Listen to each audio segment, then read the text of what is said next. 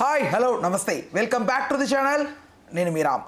Robin hood చిత్రం 28th release కానుంది. అయితే దీనికి సంబంధించిన ఒక ప్రీ రిలీజ్ ఈవెంట్ అయితే మొన్న జరిపారు. ఈ ప్రీ రిలీజ్ ఈవెంట్లో భాగంగా ఈ చిత్రంలో క్యామియో రోల్ చేసిన డేవిడ్ వార్నర్ కూడా ఈ ఈవెంట్కి పిలవడం జరిగింది. అయితే ఈ ఈవెంట్లో రాజేంద్ర ప్రసాద్ గారు మాట్లాడుతూ కొన్ని కీలకమైన వ్యాఖ్యలు డేవిడ్ వార్నర్ ఉద్దేశించి అన్నాడు. అయితే ప్రజెంట్ ఇవి చాలామందిని కొంచెం నొప్పించేలా ఉన్నాయని మాటలు వినపడుతున్నాయి. వీటికి సంబంధించి ఒక చక్కటి వివరణ, ఒక పూర్తి విశ్లేషణ సినీ మరియు రాజకీయ విశ్లేషకులు దాసరి విజ్ఞాన్ గారు అడిగి తెలుసుకుందాం. నమస్తే. ఏంటి అసలు ఎందుకు మాట్లాడాడంటారు, ఎందుకు ఇలా మాట్లాడాల్సి వస్తుంది? గతంలో కూడా ఎర్రచందనంకి సంబంధించి కూడా బన్నీని ఉద్దేశించి ఇలాగే అన్నాడు, వ్యంగ్యంగా అన్నాడు, జోక్గా అన్నాడు, వాట్ ఎవర్ ఇట్ మేబీ, కానీ ఇది ట్రోల్కి గురవుతుంది. ఏంటి దీనికి మీ స్పందన? రాబిన్ హుడ్ సినిమాలో డేవిడ్ వార్నర్ ఒక చిన్న రోల్ చేశాడు. మహాయితో 2-3 డేట్లు ఇచ్చి పిలిచినా మ్యాక్సిమం కొంచెం ఎక్కువ ఫుటేజ్ ఉంటే బాగుండినది అనుకునేలానే వాళ్ళు కూడా తీసుకున్నారు. ఇకపోతే రాబిన్ హుడ్ అనే సినిమా అవుట్ అండ్ అవుట్ కామెడీయే. చాలా రోజుల తర్వాత నేను ఇంత కామెడీ సినిమా చేశానని రాజేంద్ర ప్రసాద్ గారే అన్నారు అంటే మేబీ ఉండొచ్చాము ఆ లెవెల్లో. సో కామెడీ సినిమా తీస్తున్నారంటే ఇప్పుడు అనిల్ రావిపూడి సెట్ అంతా ఎంత కోలాహలంగా ఉంటుంది. ఎటు చూడు నవ్వుకుంటానే ఉంటారు జనాలు ఎప్పుడు. అదంతే నవ్వుకుంటా ఉంటారు. మీరు సినిమా అయిపోయిన తర్వాత లాస్ట్కి వాళ్ళు షూటింగ్లో జరిగినటువంటి అంశాలు వేస్తారు కదా లాస్ట్లో, అప్పుడు కనిపిస్తాయి. ప్రతి సీన్కి వాళ్ళు కూడా నవ్వుతా ఆడతా పాడతా చేస్తూ ఉంటారు. ఒక ఈవీవి గారే కామెడీ సినిమాలో ఉంటుంది కానీ లొకేషన్లో ఉండదు. బేసిక్ చెప్పాలి, వాళ్ళు సీరియస్గానే ఉంటారు, ఏదో పెద్ద సీరియస్ సినిమా చేసినట్టు కూర్చుంటారు కమెడియన్లో.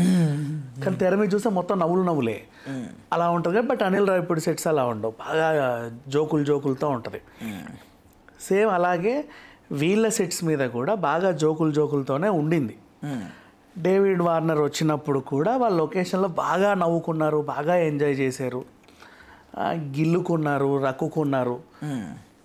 ఈ రేంజ్ వరకు అయ్యాయి తిండి విషయంలోనూ కూడా.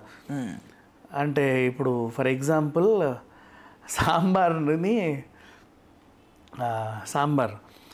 సాంబార్ని అలా బ్రెడ్తో ముంచుకొని తినకూడదు, దాన్ని తినే విధానం వేరు అని చెప్పితే ఎలా ఉంటుంది? అదో నవ్వు. అంటే ఈ టైప్. ఇప్పుడు అక్కడి నుంచి వచ్చాడు బ్రెడ్, వాళ్ళు తినే బ్రేక్ఫాస్ట్ అలా ఉంటుంది. నువ్వు బ్రేక్ఫాస్ట్లో నువ్వు బ్రెడ్ జామిడ పెడతావు, ఇడ్లీ పెడతావు, సాంబార్ పెడతావు, పాపం వాళ్ళకి తెలియదు కదా, దీన్ని అందులో ముంచుకుంటారు కొంతమంది.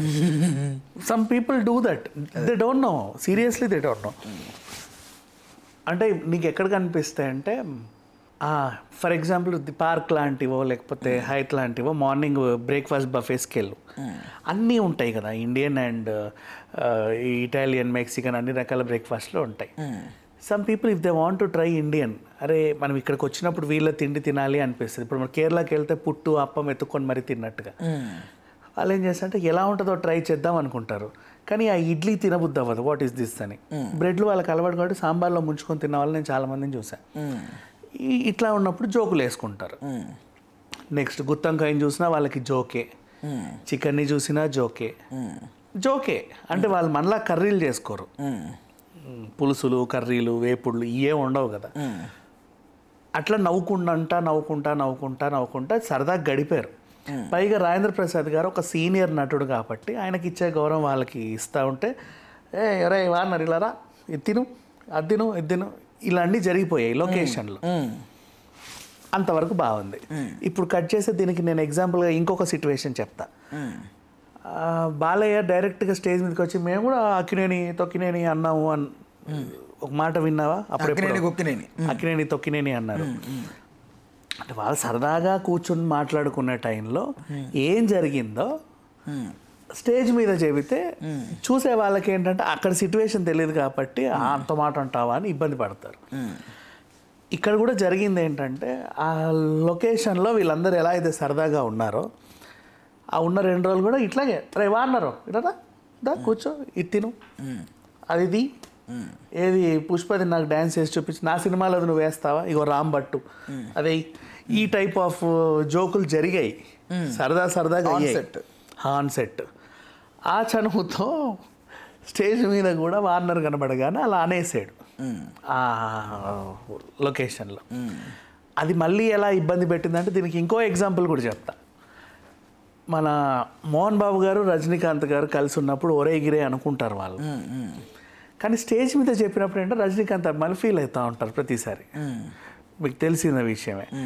ఇట్లా ఇప్పుడు ఇక్కడ జరిగింది ఏంటంటే ఒరే వార్నర్ అనగానే వార్నర్ అభిమానులందరికి కూడా, నాట్ ఓన్లీ వార్నర్ అభిమానులు, నార్మల్ సినీ అభిమానులకు కూడా అరే పాపం ఆయన క్రికెటర్, ఇంటర్నేషనల్ లెవెల్లో తనకు ఫ్యాన్స్ ఉంది, ఇక్కడికి వచ్చిన తర్వాత నువ్వు ఇలా మాట్లాడతావా అన్నారు.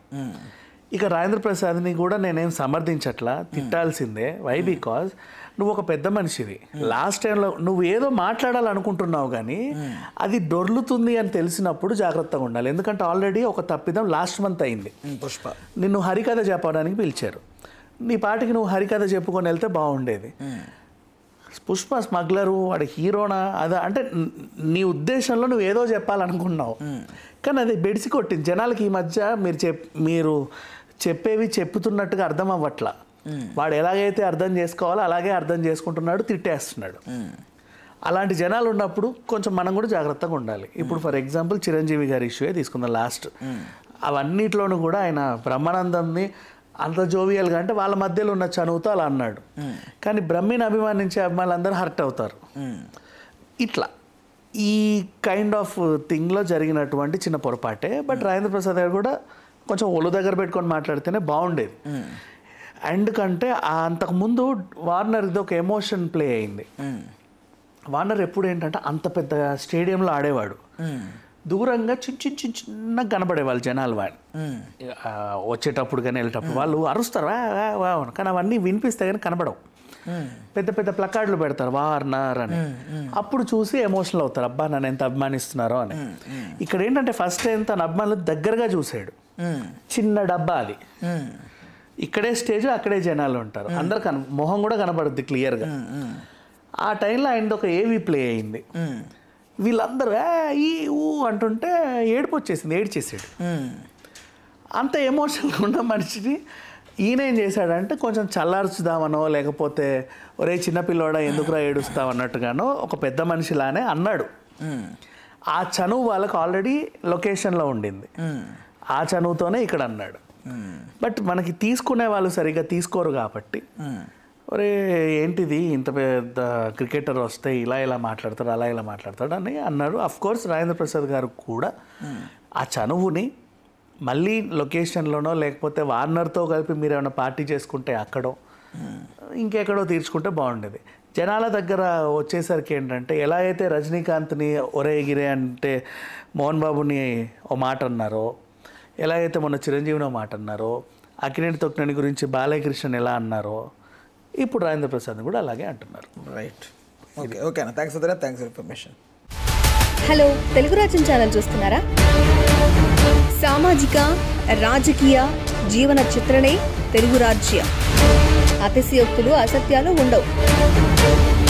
రాజకీయ కోణం కాదు, ప్రజా కోణమే కొలబద్ద. తెలుగు రాజ్యం వీక్షణ మీ ఉత్తమ అభిరుచికి నిదర్శనం.